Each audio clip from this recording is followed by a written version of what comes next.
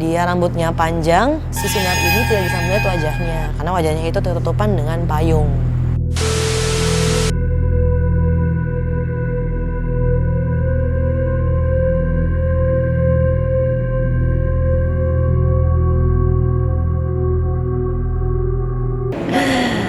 Oke, balik lagi bareng saya Anti di tidak lain dan tidak bukan adalah Lain Cerita. Oke, kalau mungkin di episode pertama kita sudah membahas, mungkin teman-teman sudah di rumah sudah tahu apa minggu kemarin, atau di episode pertama yang saya bahas adalah sisi lain di balik komunitas roda 2 atau sepeda motor. Nah, jadi kali ini kita dapat kiriman cerita dari, kita panggil aja namanya Betty. Jadi si Betty ini dia adalah salah satu merupakan fans garis keras atau pendukung garis keras dari PSM Makassar. Nah, si Betty ini menurutnya dia tuh mempunyai cerita.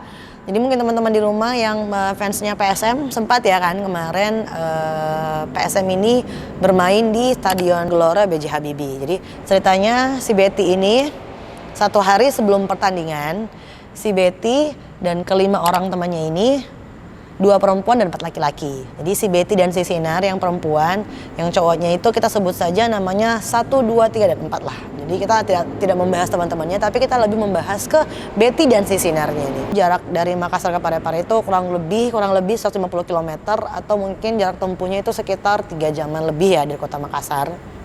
Jadi si Betty ini berangkatnya piang bersama teman-temannya karena tujuannya sebelum nonton PSM itu si Betty dan teman-temannya ini ingin jalan-jalan dulu, karena kan mungkin kota Parepare merupakan buat nyari cakar atau barang bekas atau babe ya, seperti itulah. Jadi si Betty dan teman-temannya ini bertujuan sebenarnya buat jalan-jalan aja sih sebenarnya awalnya. Oke, singkat cerita berangkatlah Betty dari Makassar ke Parepare. Itu sampai sekitar jam 4-an, kurang lebih jam 4 sore, si Betty dan teman-temannya ini awalnya berniat mencari penginapan di sekitaran stadion. Namun sayangnya belum ada penginapan yang tersedia di sekitaran stadion itu. Nah, si Betty dan teman-temannya ini mau tidak mau kembali lagi ke kota Parepare untuk mencari penginapan.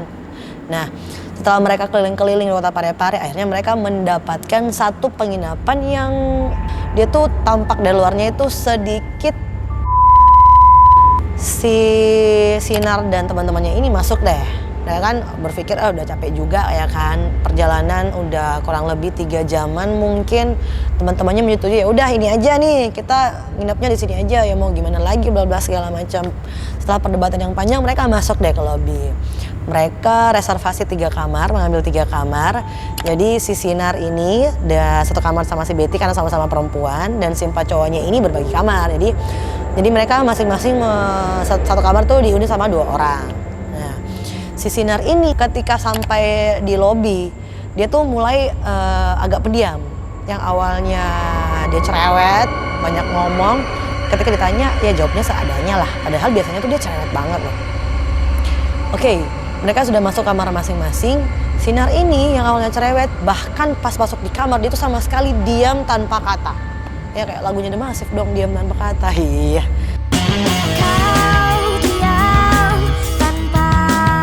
Masuk kamar, si Betty ini langsung merebahkan badannya di tempat tidur.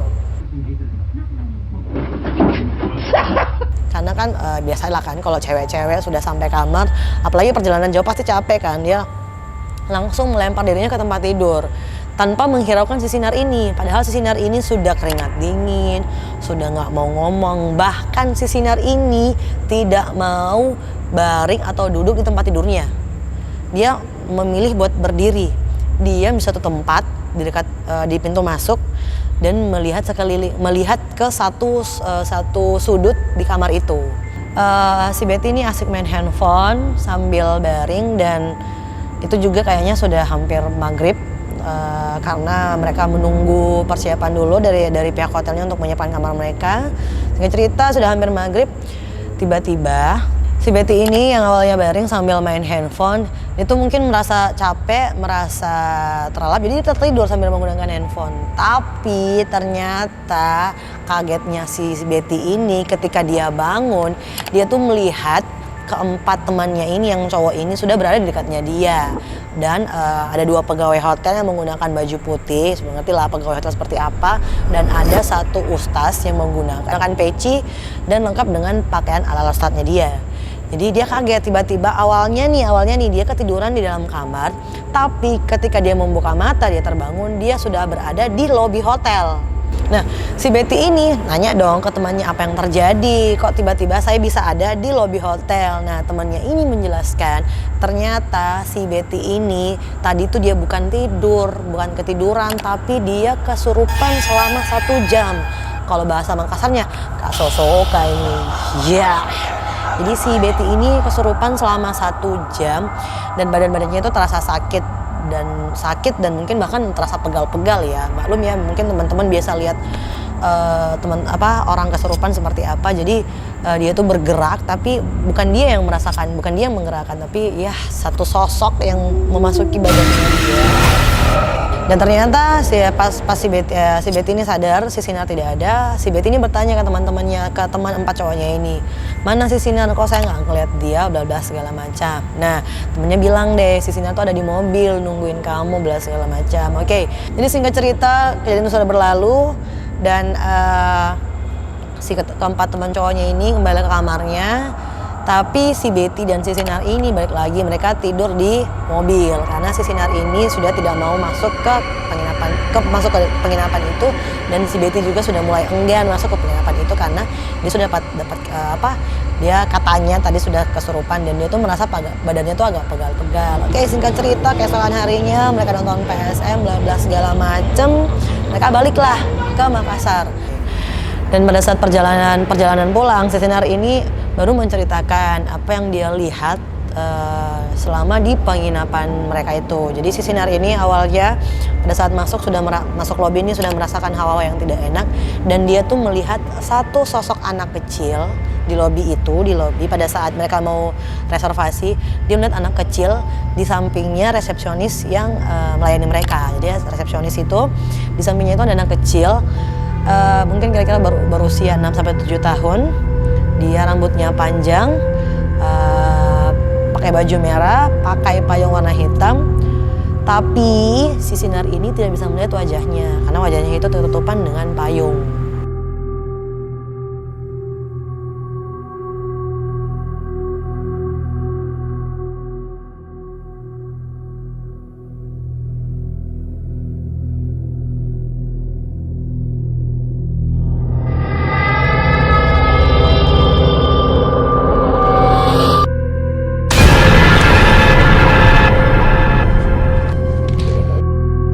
Singkat cerita ini diantarkanlah si Sinar dan si ini kan mereka diantar kan sama resepsionis. Pikirnya si Sinar, si anak kecil ini dia tuh ngikutin resepsionisnya. Ternyata si anak kecilnya ini malah ngikutin si Betty sama si Sinar.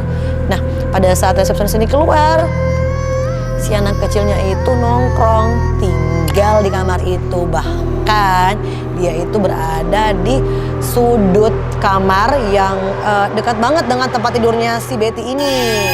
Makanya si Sinar tuh nggak mau duduk di tempat tidur itu karena melihat sosok anak kecil itu. Nah, setelah si Sinar menceritakan kejadian itu, si Betty dan temannya lainnya ini ngomong deh, kok baru ngomong sekarang sih bla bla segala macam. Biasalah teman-teman kalau ngobrol, kok baru bilang sekarang sih bro apa segala macam. Nah, pikiran Sinar nih takut kalau si Sinar menceritakan dari awal, pasti kita nggak bakal tidur, pasti kayak nggak bakal mau ada yang mau masuk deh ke penginapan itu. Takutnya malah sama-sama capek, sama-sama nggak ada istirahat. Seperti itu. Jadi itu kurang lebih cerita yang dikirimkan sama si Betty ini, salah satu pendukung setianya PSM Makassar. Jadi kalau saya bilang sebenarnya pelajaran yang diambil dari cerita si Sinar ini sebenarnya satu nggak boleh tidur maghrib. Karena kan si Betty datang, kan mereka datang sekitar jam 4 ya, hampir menjelang maghrib lah. resepsionis ngomong 1 jam, jam 5. Sampai di kamar main HP setengah jam, pasti maghrib nih. Makanya aku turun maghrib itu mina anak-anak, apalagi anak gadis, dedewe anak gadis. Yang turun maghrib nah, oke? Sekian dulu cerita kita hari ini, di lain cerita kita bakal balik lagi di cerita selanjutnya. Bye-bye.